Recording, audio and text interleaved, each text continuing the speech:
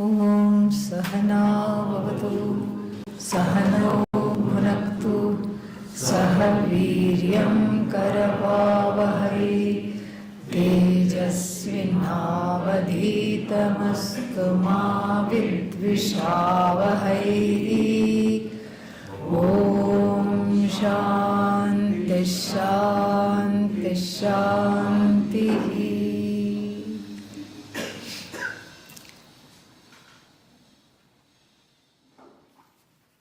Looks like they increased.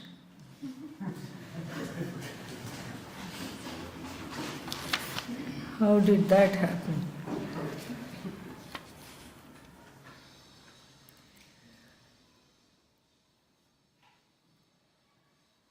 Can Swaminiji please help me understand, is Satya the cause for Mithya, or Avidya is the cause for Mithya?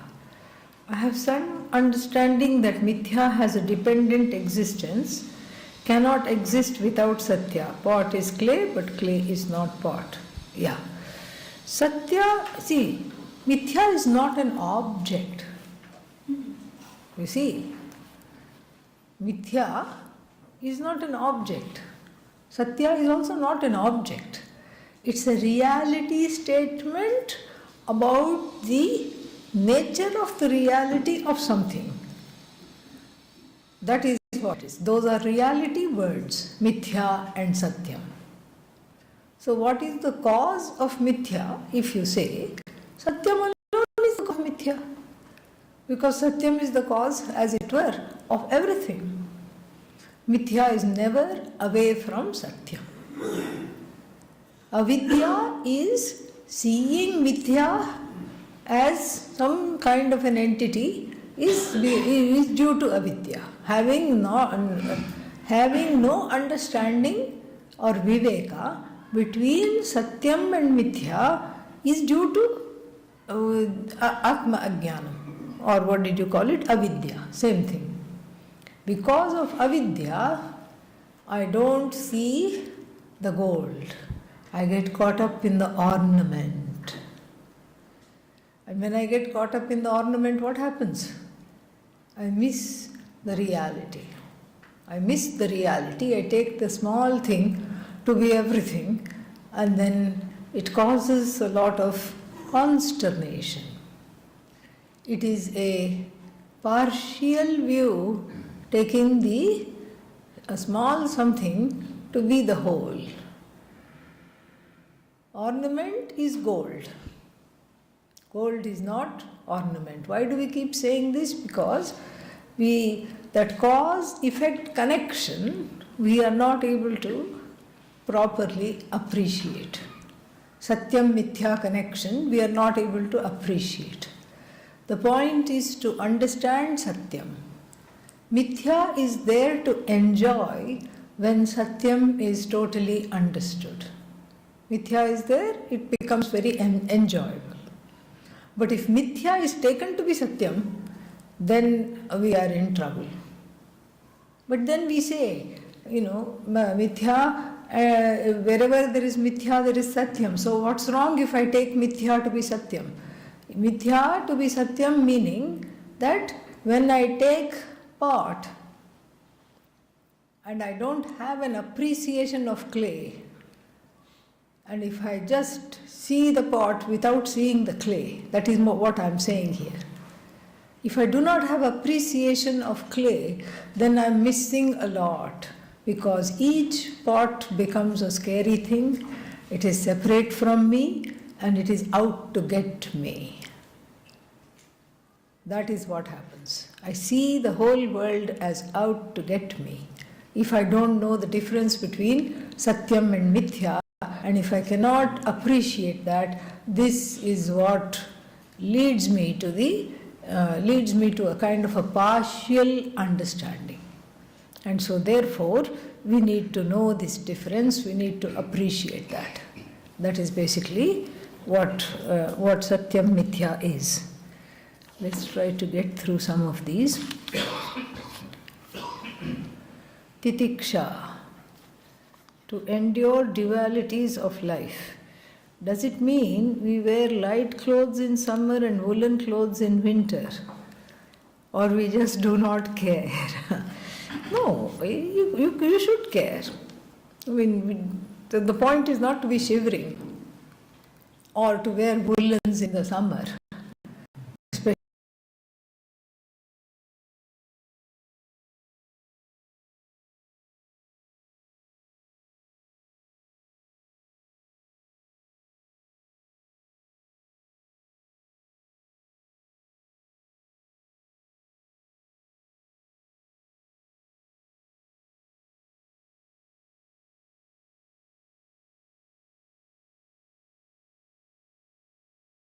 I endure what I cannot change.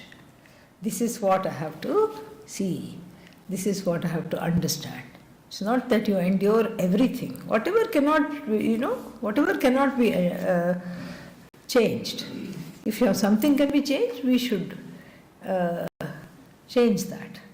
Samadhanam kim chitta aikagrata. Correct. Concentration, focus of the mind. Samadhi, derivation of samadhanam, is a goal of Patanjali's Yoga Shastra. So is it a path?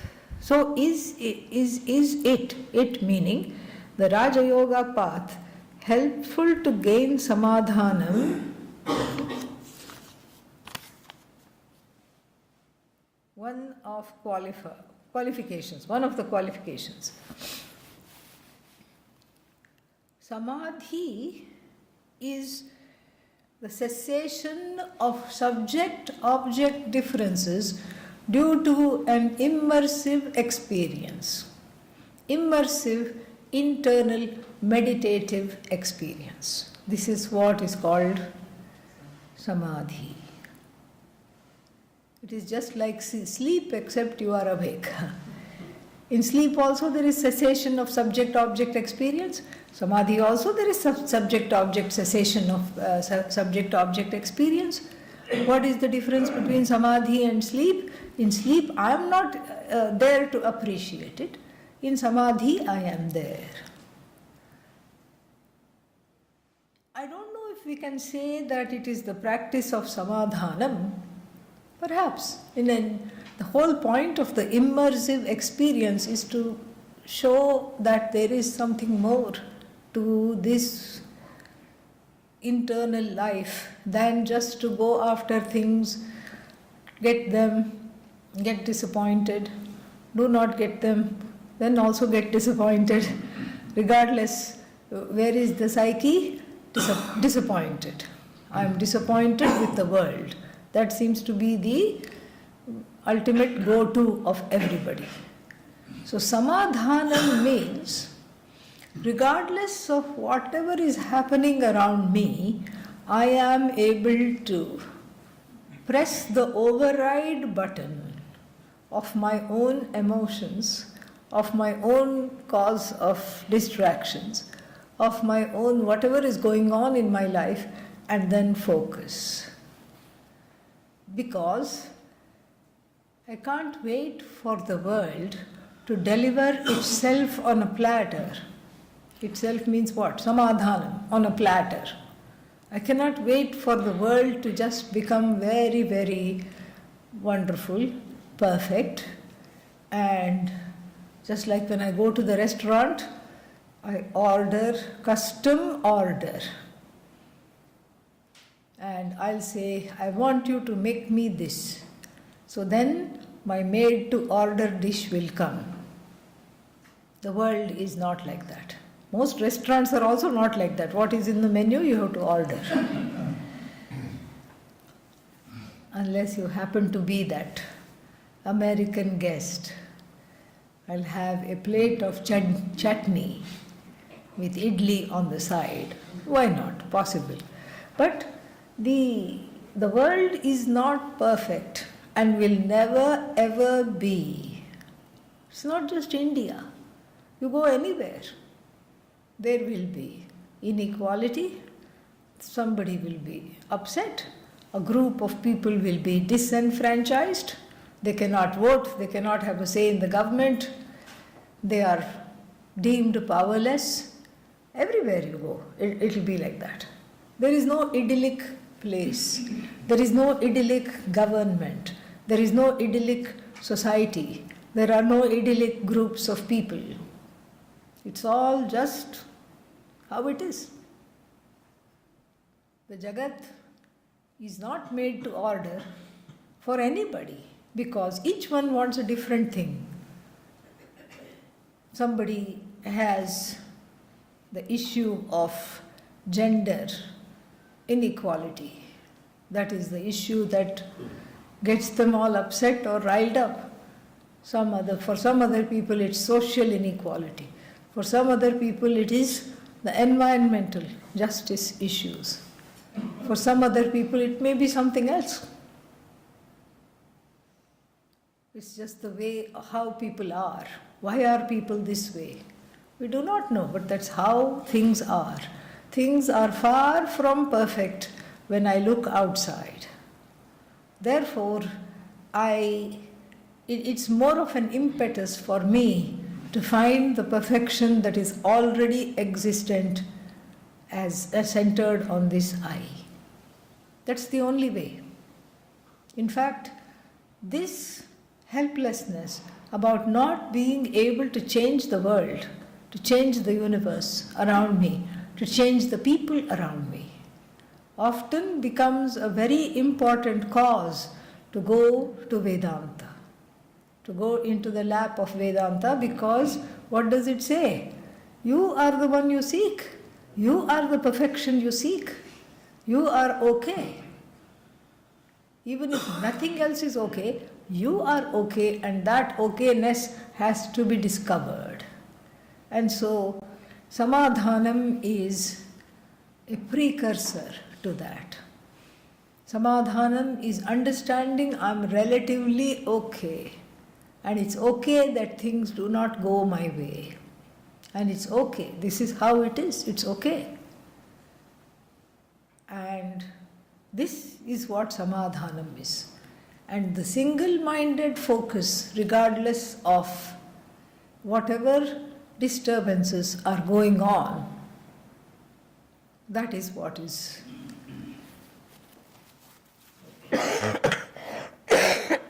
indicated. This is exactly what is indicated. And if the experience of samadhi helps one to do that, then it all the more power to you, no problem at all.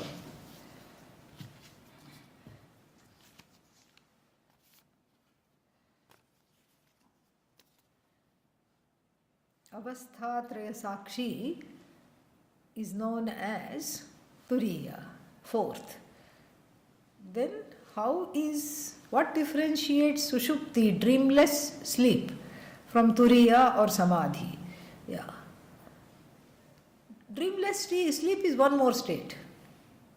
Avasthatraya. Traya means what? Three.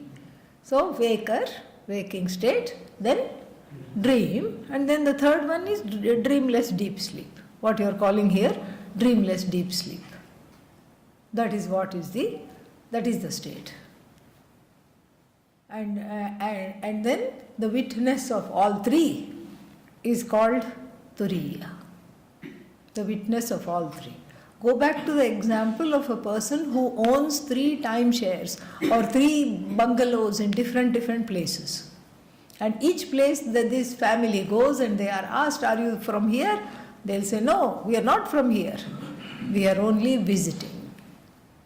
So the person visits. Samadhi also is like that. Samadhi also comes somewhere in something like deep sleep. The awareness is there. That's all. So, the one who visits all 3 states without becoming any one of them is Turiya, who is the Sakshi of all 3 states. Swapna, Jagara, Sushupti. That is my question. I have some follow-up question on that.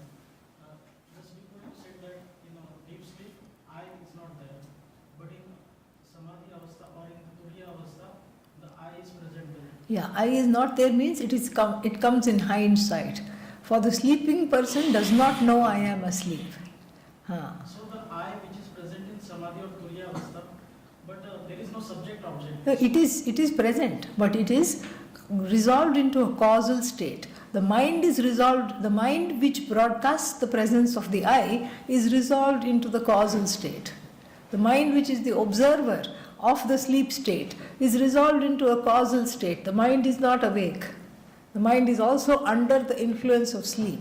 So therefore, nobody can say, I am sleeping nicely. You can only say, I slept very well. In hindsight, you know you had a wonderful experience. So that means what? The experiencer was there. Experiencer is there. But just like in the rock, Satchidananda is there. But the rock is unable to say, you know what? I rock. The rock is unable to say that. Sukshma Sharira Abhavat. So here also, Sukshma Sharira, mind, sleeping. Mind is in a causal state. It is not reflecting consciousness at that time. It is not doing that. It is consciousness, all right. It's consciousness in a latent form. It's not reflecting that. So that is why the whole sleep state is very interesting from the standpoint of Vedanta, because you can't say in the present. In the present, all that is there is Ananda. But the subject-object is not separate. It's a subject-object fusion Ananda. Fusion generated Ananda. Only after waking up, aha, sukhamaham aswapsam nakinchid avedisham. What did I just say? I slept very well. I did not know anything. That's a recollection in the hindsight. It's just like with the rock. The rock is unable to say, I am a rock. And I have a lot of stories to tell. One time, long ago, I was a tree. It can begin its life story like that. But it doesn't have Sukshma Sharira.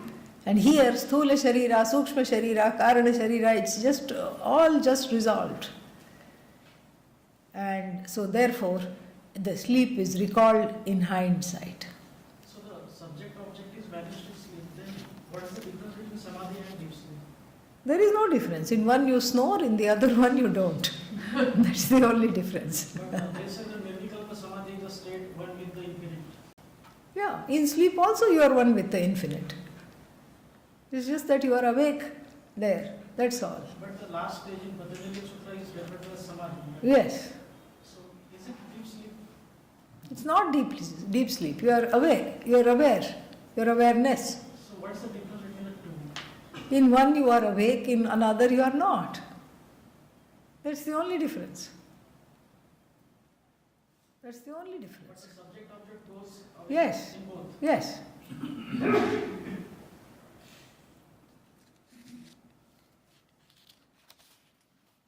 To achieve moksha, it's necessary to stop, to take a side in life's. It is necessary to stop taking sides in life's situation. Is this the valid attitude for all situations, including politics? For example, when I am not in agreement with it, should I just accept it?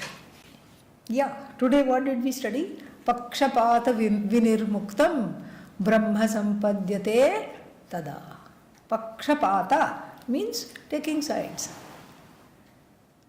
There will always be many sides. And that's not too exciting, at least for me. Not taking sides is exciting, really. Because then you school yourself to looking at the situation much more objectively. You force yourself to see more than you would have otherwise seen if you were mired in a certain pakshapata, partiality. Sure, there will be favorites. Everybody has a favorite political party, everybody has a favorite color, everybody has a favorite religion, all these things. That's why Swamis do not vote, in order to keep ourselves from this pakshapata. And when you take a particular side, then all the things of that side you know, and you like this and you do not like that, all that is there. It's okay, nothing wrong. But for moksha, that itself generates a certain kind of a duality which then has to be dealt with. So therefore, the questioner asked, should I just, what was that? What should I do? Politics, specifically politics was given when I am not in agreement with it. Yeah, you have every right to not be in agreement with something. Certain things you can't swallow hook, line and sinker also. And it is okay to think that certain political parties are better than others, no problem with that. But then let's say the ruling political party and its platform you do not like. What can you do? You can vote. You can encourage other people to vote. You can tell you can do some consciousness raising about it. You can lobby people. So many things you can do if you do not like. But then, if none of those are successful, and they are in power for, how long are they in power? 4 years? 5 years? 5 years. So then you just wait for 5 years, because things will change. And sometimes even before 5 years things change. The party rolls off. Things change. Things are constantly in a flux. If you don't like something, just wait. Soon a time will come when you will start liking that, and then somebody else will not like that. That's how it is. Titikshasva. Titikshasva. Have titiksha. This is, can I say, it's because this is a thing that is taking my mind, in this kind of direction. And I see, like, Western countries, this kind of extreme right is gaining so much power. And so I don't want to deal with this, because I know that's going to start to get my mind on this. Yes. But if I'm just saying, okay, I'm not going to do anything to talk against it, Yeah. I'm going to agree with it, and then Yeah, it is complicity. yeah, exactly. Yeah. No, So you the do thing what is, you but can. if I start to talk about this and then start to try to people see what is happening, so I'm going to get involved in this, but I know that's going to take my mind on this, The key word is moderation. Yes. Sometimes when we are all riled up, we do not know the spelling of moderation, but it is worth learning. Moderation is the way, really. It's good for health. Otherwise we all become drama king, drama queen. We self-combust. What is the use of self-combusting? No use at all.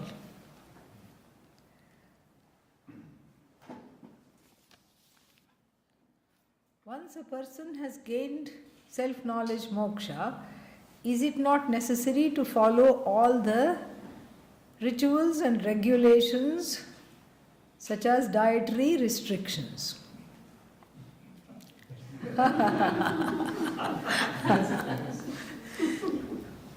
Nice question. Whose question is this? Yeah, nice question.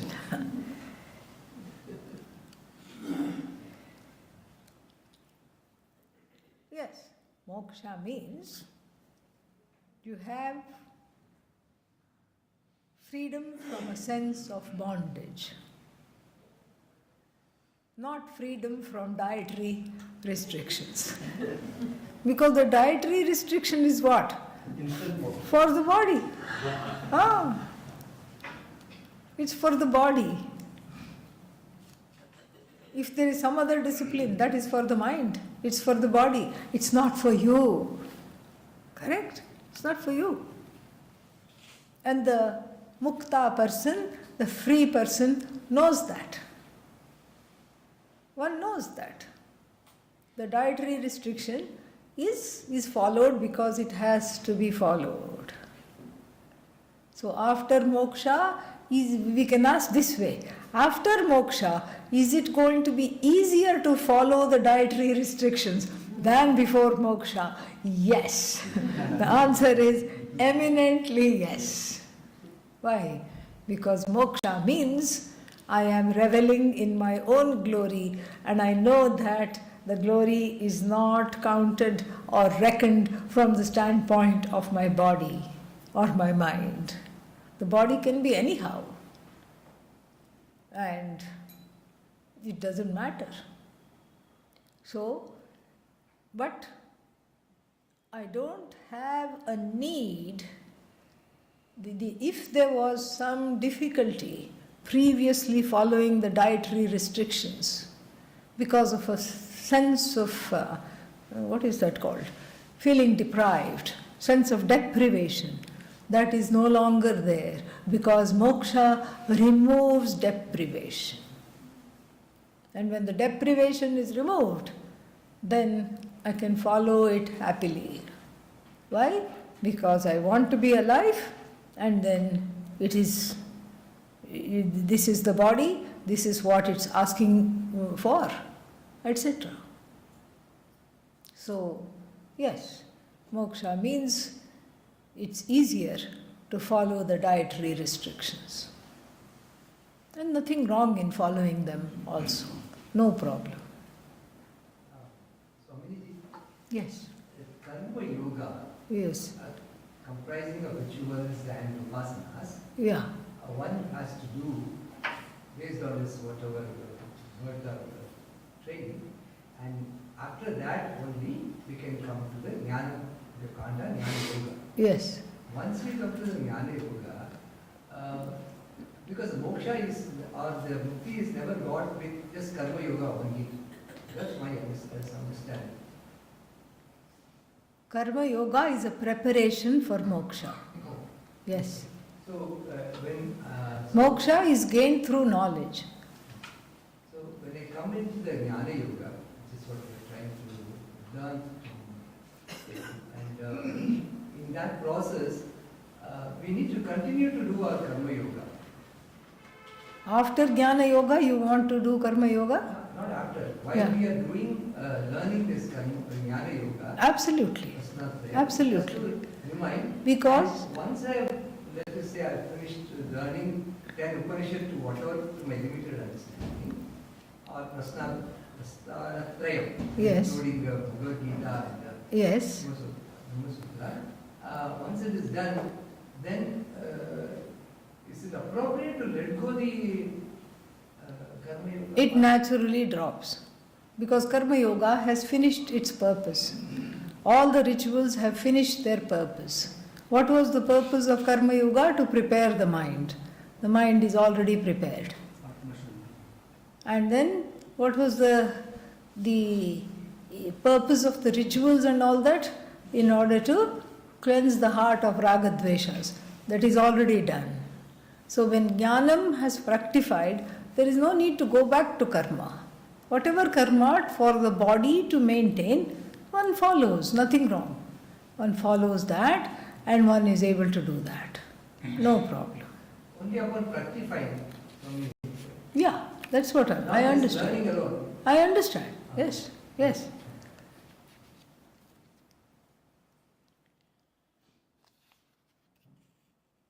Does the time really not exist? Or we can manage to make it go faster or slower according to our consciousness or awareness or being aware of time. We can't say time exists, we can't say time does not exist. It is like everything else that is mithya. It exists, but it is not absolute. Like everything else. It exists, but it's not absolute. Time is relative. Time is because I am. I am the observer of time. I am the birther of time. You can even say that. I as Satchidananda. Everything has come from Satchidananda. Time and place has also come from this Satchidananda Atma. Tasmadva etasmat atmanah akashah sambhutah. Akasha means space. Space, and then what else? Space includes time also. So time is relative, but we make it absolute because of Atma Ajnanam. That is what we have to see. And then so, from the standpoint of Brahma Vidya, time is not there at all. What time? And in fact, there is no Jagat, there is no time, there is nothing. What is that called? No duality.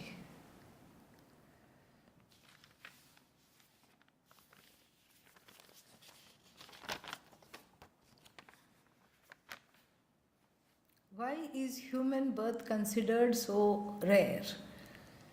How can I utilize its full potential in the path of self-knowledge?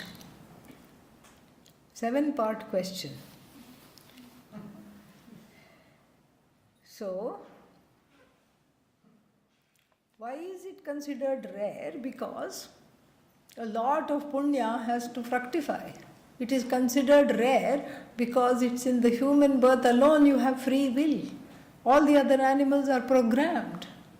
They do not have the free will to pursue anything, including moksha. There is no purushartha. There are no pursuits. The cow may at the most say, the grass is greener on the other side, I am going there. That's about the decision. The cow will not say, I am going to participate in a hybrid cow program in America. I'm a Jersey cow and I'm going to New Jersey. It's not going to say all that. Doesn't have the wherewithal. And what a mind the human mind is. Just think about it. What all it can do. Where all it can go. If I'm able to channelize the mind, if I'm able to use the mind properly, where all I can send it. There is nothing it cannot do. It's a great potential. And a mind, somebody said, is a terrible thing to waste. Human mind. That's why it's so rare. The next one, can I cultivate Vairagya along with the pursuit of self-knowledge? Yes. If I don't have Vairagya, am I not eligible for Vedanta studies? True. But you can cultivate it side by side. Nice try. I'm not eligible. Bye-bye. No. Become eligible. Become eligible. Make yourself eligible.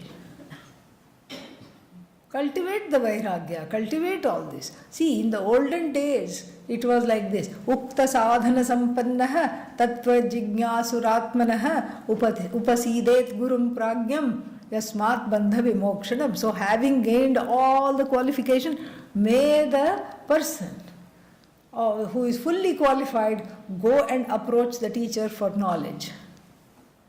That's not how it is anymore. I even think in those days also it must not have been like that.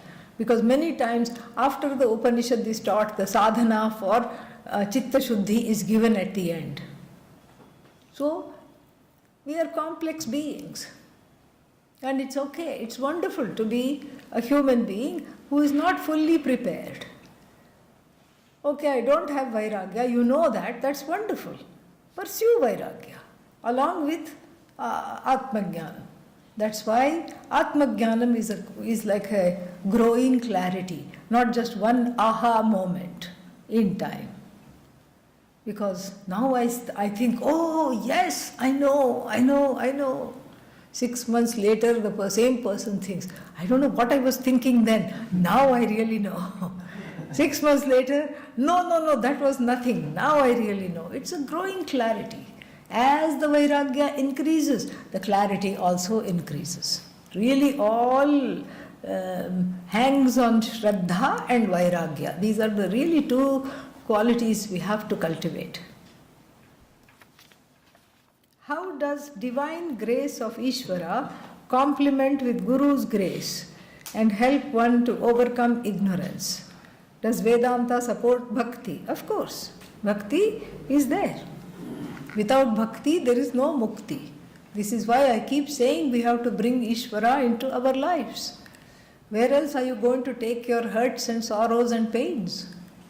Nobody will listen. Everybody will get tired. You have to have the practice of bhakti. Bhakti alone opens the heart to the knowledge of oneness. Bhakti alone helps in self-love and in loving the entire universe as a prasada of Bhagavan.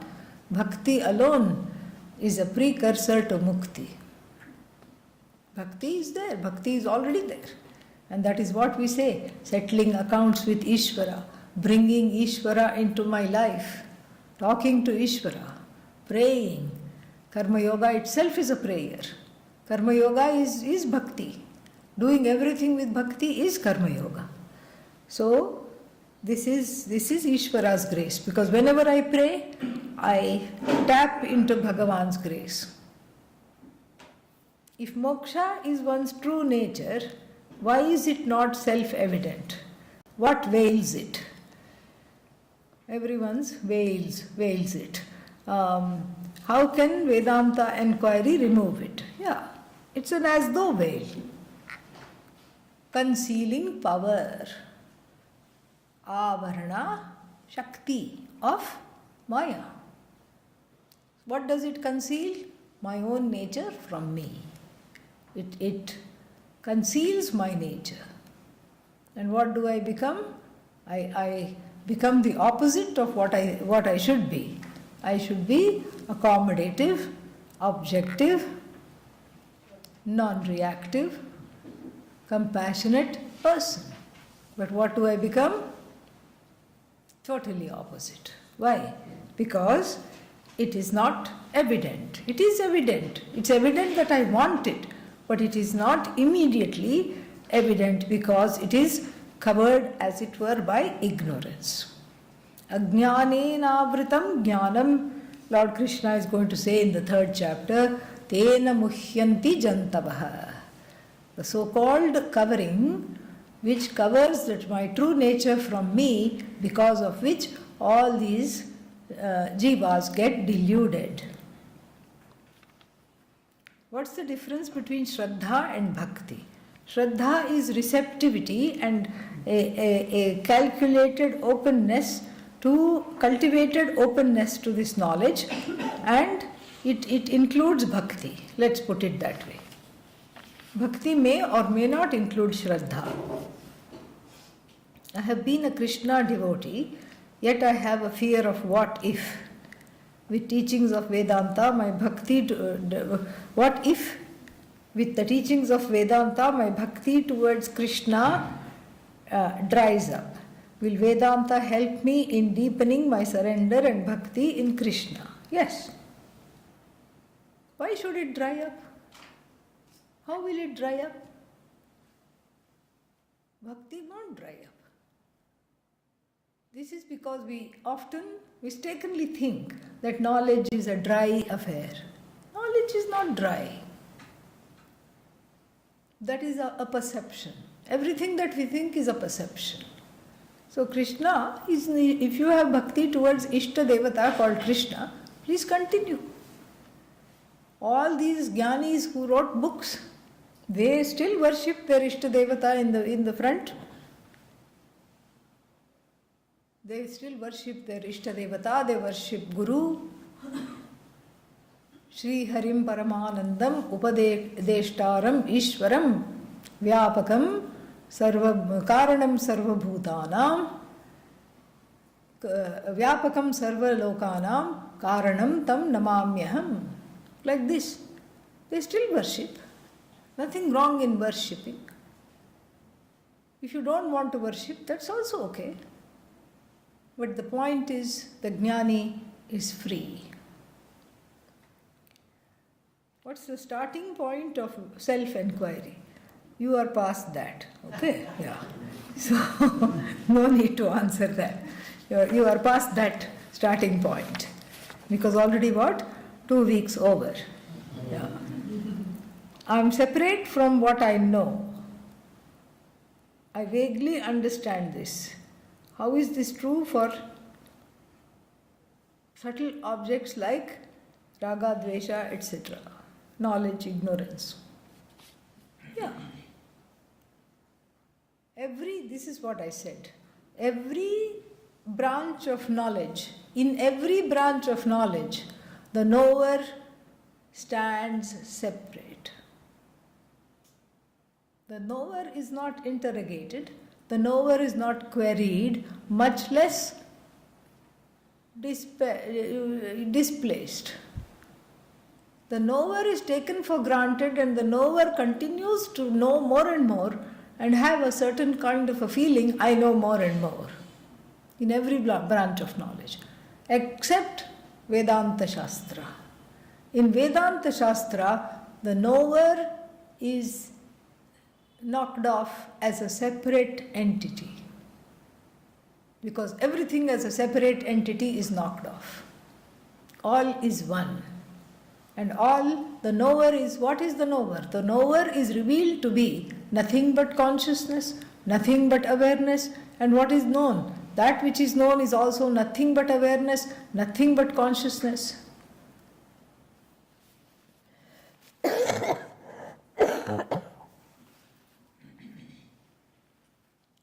Knower is nothing but consciousness, known is nothing but consciousness, way of knowing is also nothing but consciousness. Consciousness is not just the knower. Consciousness is limitless. I am that consciousness. That is what is talked about here. Can you please confirm my thoughts? Free will is an illusion because it is apparent in Vyavaharika but dissolves in Paramarthika. Yes, free will is mithya because there is ultimately no doer. But determinism is also an illusion of Maya because it depends on, not sure what you mean by determinism, I suppose you mean karma. It is also an illusion of Maya because it depends on time, space and causality, which Brahman transcends. Therefore, free will versus deterministic debate can be put to rest. Yes, your understanding is perfectly sound. The so-called karma, I won't call it determinism, I will call it karma. So if I am sitting here, is it because I chose to come here or is it because I was ordained to come here and sit here? One will never be able to answer that question. Because you can say, yes, somebody made a choice to do X, Y and Z. Somebody made a choice. And then, is it really a choice or was it ordained from the past life? We have to see what the past life is and what this so-called ordaining is. Because even if we say it was karma phala, result of karma made me do this. The result of karma is what? Your own free will in a past of life. In a past life. Your own free will in a past life and the actions freely done because of that free will in the past life is now gift wrapped and sent to you as karma. Your karmic trajectory. So really we can put that to rest. You can say everything is free will or you can say nothing at all is free will. Okay.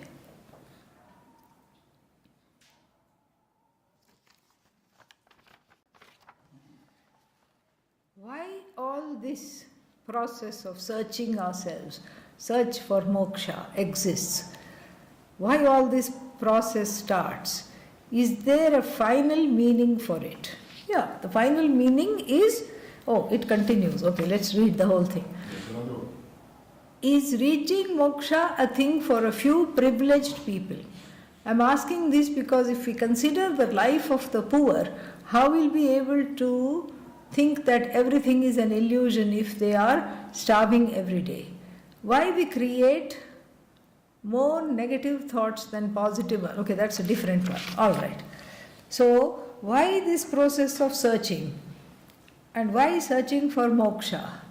Why does all this process start? Because one is looking for perfection. That's why. One is looking for perfection, not knowing it is centered on I, So one is looking for it in other people, including God.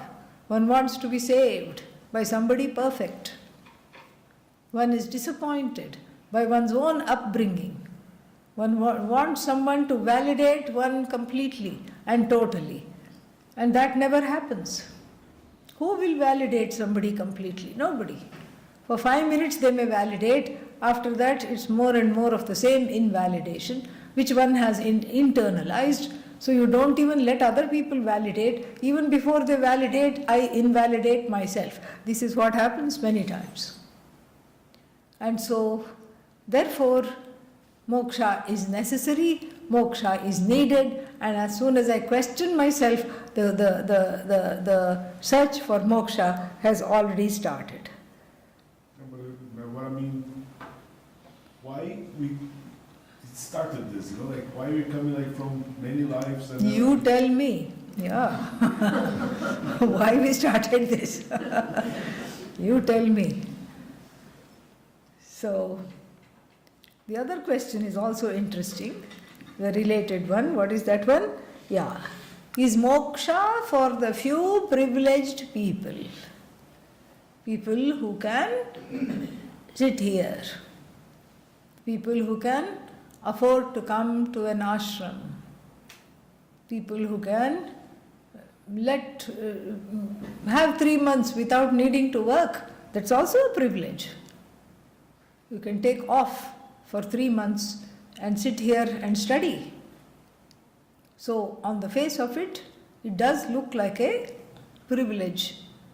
It is a privilege. I won't say it is for a privileged people. I will say it is a privilege in many ways.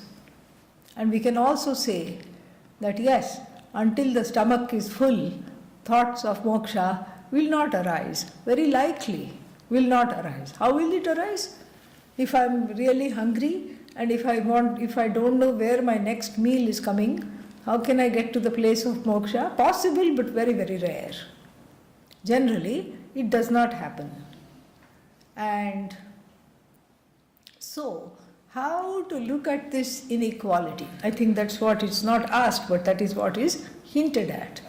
How to understand this inequality?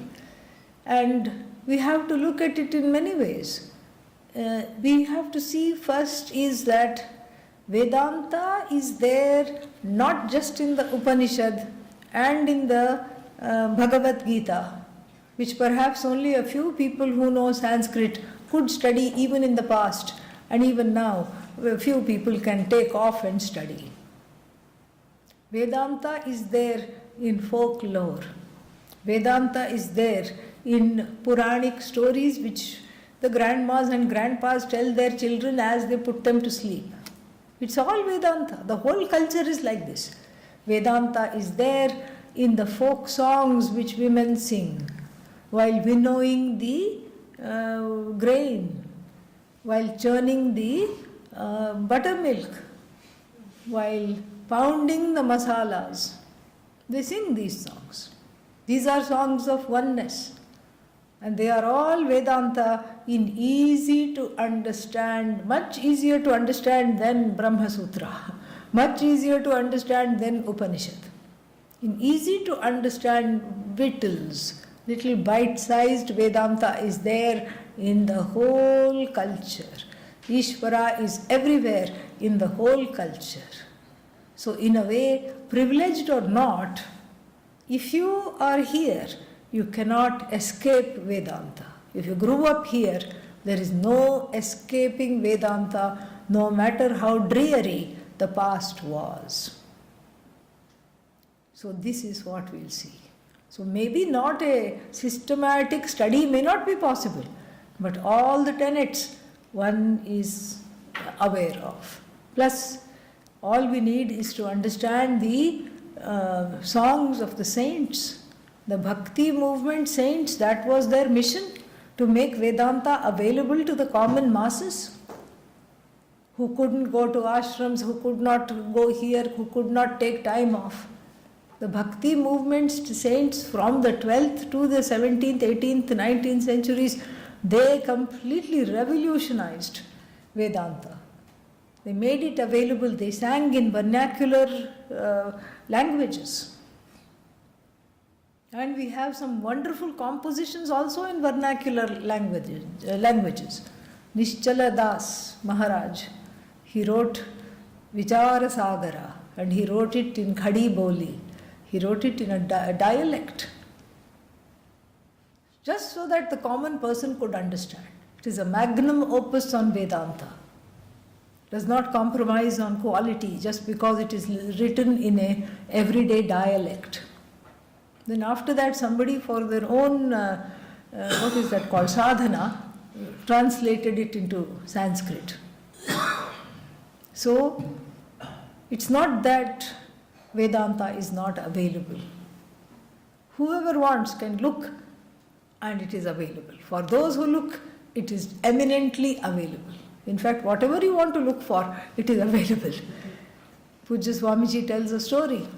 He was posted in Bangalore and he was editing some Chinmaya Mission spiritual newsletter at that time. So one young man, some relative, I think a cousin or somebody, came to stay with Swamiji and said, "Can you please keep me with you? I have a gambling addiction. And my mom and dad hope that if I am with you, I will learn to be more and more like you and the addiction will go away." Swamiji said, "Sure, just come, stay. You need a break because if you're in the same place, then the same thoughts will go and the mind, same thoughts will happen. And the same thoughts will lead to same ideas will lead to same kind of addictive actions. Yes, you need a break, come, sometimes the break is the best thing." So 2 or 3 days he was with Swamiji, shadowed him every day, helped him, and they both made dinner at night and ate, and this is how life went. 4th day, fellow MIA. What is MIA? Missing in action. Where is he? Where did he go? Nobody knew. And then 5th day also, MIA, missing in action. Then Pujya Swamiji got a little worried and he asked around some of the neighbors and the security guards over there, and the security guard said, "I know where he goes. Last 2 nights he has been going to this basement of this particular house." Why? Why basement? Because there is a gambling den. Pujya Swamiji had lived in Bangalore for 2.5 years by this time. In that particular neighborhood, he did not even know that there was a gambling den right underneath his nose. This fellow was not hardly there for 24 hours, 36 hours, he found out. That is how it is. Whatever one wants, you immediately latch on to it. It comes. You are able to see it. And so Vedanta also is like that. Nothing can stop you. And no amount of poverty can stop you from becoming free. Nothing can stop you. If the heart to learn is sincere, nothing can stop you. Another story is told about a very great Vedanta master, Swami Akhandanandaji. And an unlettered peasant, farmer, came to him with a Bhagavad Gita book and said, "Please teach me this. I hear that the Gita book has wonderful things. Please teach me this." The Swami was going somewhere on a lecture tour and he said, "You keep reading this. When I come back, I will teach you." He didn't have the heart. He was so ashamed to say, "You know what, I don't know how to read, have never even seen the outside of a school." He felt ashamed and he just quietly took the book back.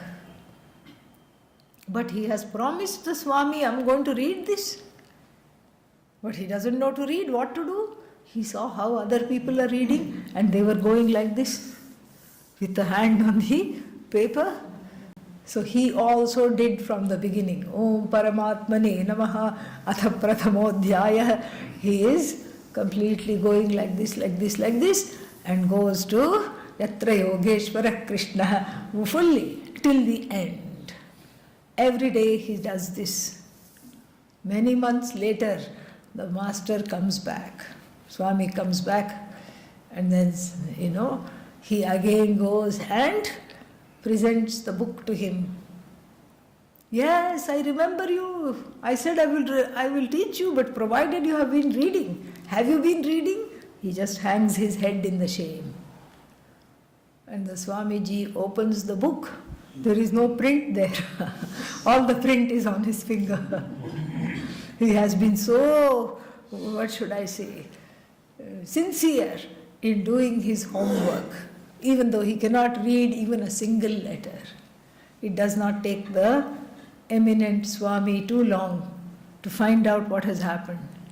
And he makes him an example. He said, with this kind of Shraddha, with this kind of bhakti, the knowledge will not be denied to you.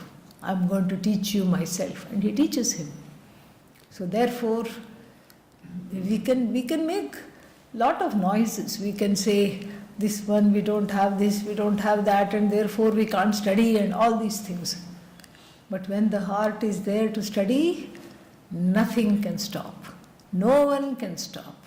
It's a law. It's a universal law. When you are ready, the teacher appears.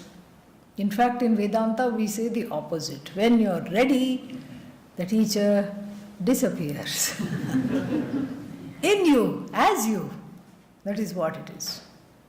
Teacher disappears as you, in you. I think now it's time to disappear. Why create more negative thoughts than positive one? No need to create negative thoughts. Life is hard enough. Yeah. Be cheerful. That's all is needed.